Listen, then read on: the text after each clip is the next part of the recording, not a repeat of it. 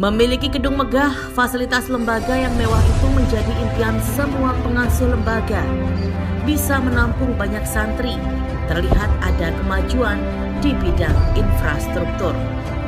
Namun, semua itu, jika tidak ada dana, maka keinginan tersebut nihil tercapainya. Ada cara seperti pengajuan proposal kepada pemerintah dengan melampirkan RAB total dengan anggaran dana yang diinginkannya. Maka saya meminta kalian semua untuk segera menyusun proposal yang sesuai gambar yang saya minta dari arsitek. Kemungkinan rencana kita ini, pondok kita akan mendirikan 3 lantai, ya kurang lebih 3 lantai, dan ada 5 kamar, 1 aula, dan paling atas itu gedung ngaji Madrasah Diniyah. Jadi kurang lebih yang kita anggarkan sekitar 1,5 M. Nah, nanti kita akan rundingkan ke pihak kontraktornya, CV, kira-kira pantaskah gambar yang kita anggarkan itu sesuai dengan anggaran kita. Makanya segera kalian itu menyusun proposal, nanti membuat RAP perbelanjaan kita kira-kira apa aja, agar kita segera bisa menyampaikan proposal tersebut ke pemerintah agar dana langsung bisa cair, langsung bisa kita eksekusi.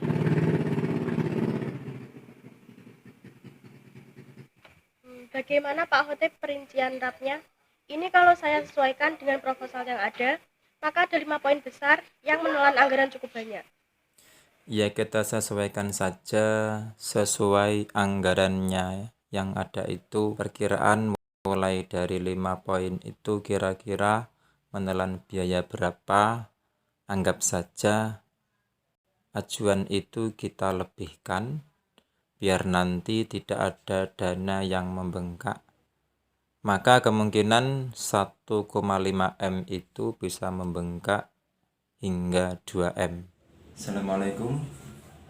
Waalaikumsalam warahmatullahi wabarakatuh. Pak Tabiin CV Pondok Nekat.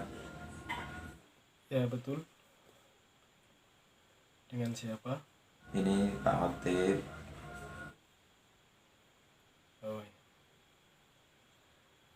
Ada yang bisa saya bantu, Pak?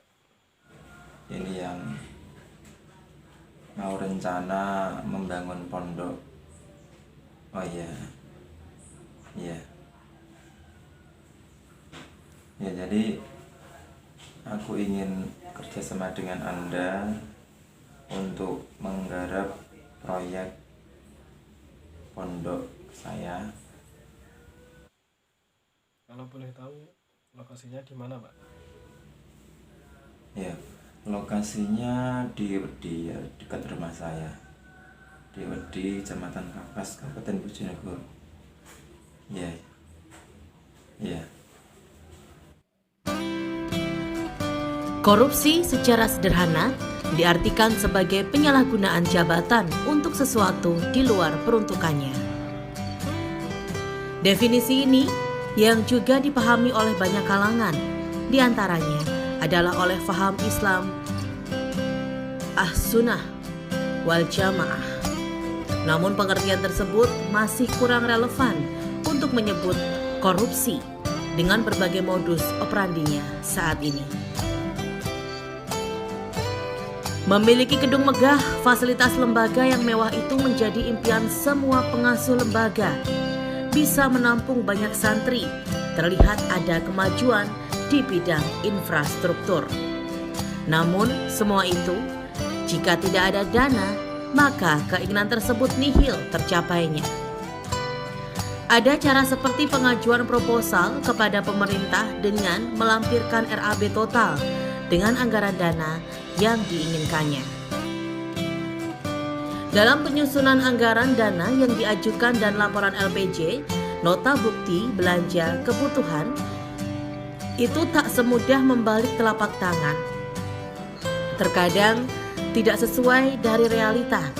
Alhasil di situ terdapat tindakan-tindakan korupsi yang semestinya harus dihindari demi kemaslahatan dan keberkahan ilmunya para santri. Untuk menghindari terjadinya korupsi, ada 9 nilai yang harus ditanamkan. Pertama, kejujuran.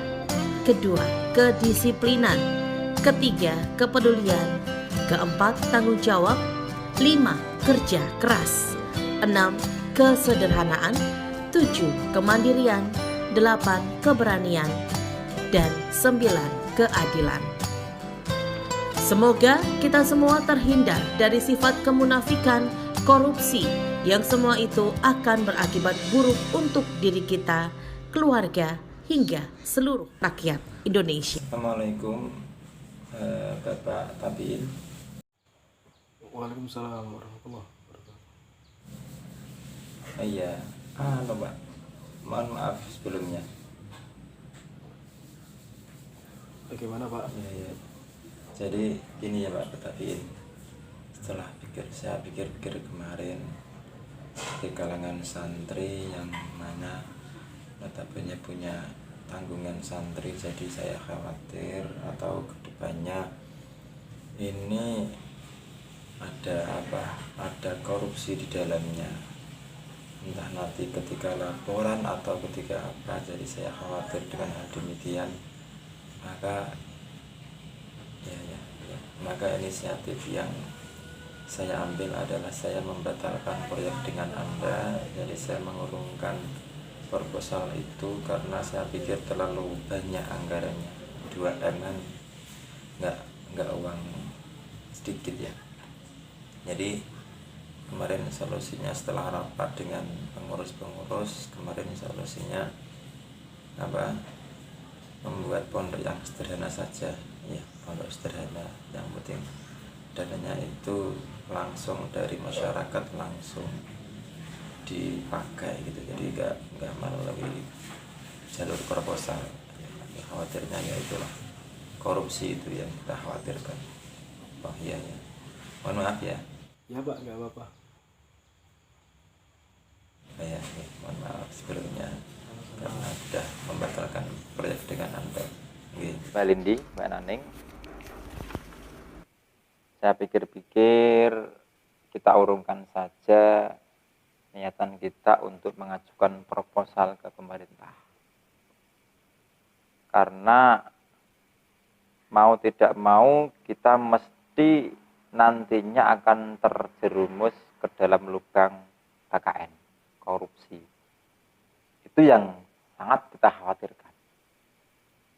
Karena semua itu nanti akan berimbas, akan berakibat dari keberkahan, kemanfaatan, kemaslahatan yang tidak bisa dirasakan oleh para santri.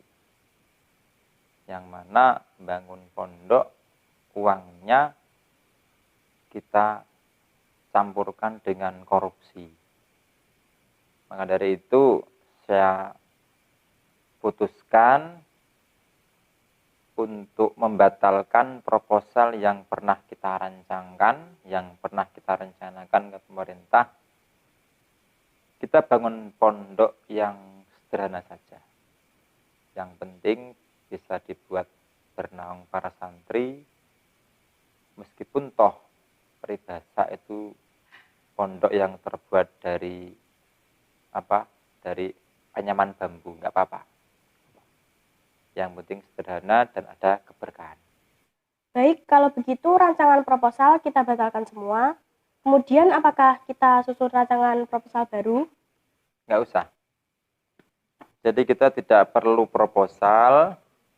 Nanti kita cukup membuat info pada warga maupun wali santri bahwa kita meminta atau membutuhkan bantuan berupa apapun itu akan kita terima.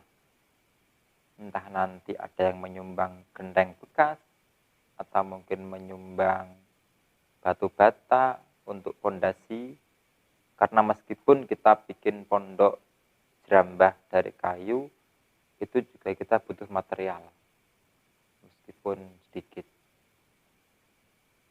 Jadi yang paling kita utamakan adalah material yang berupa kayu.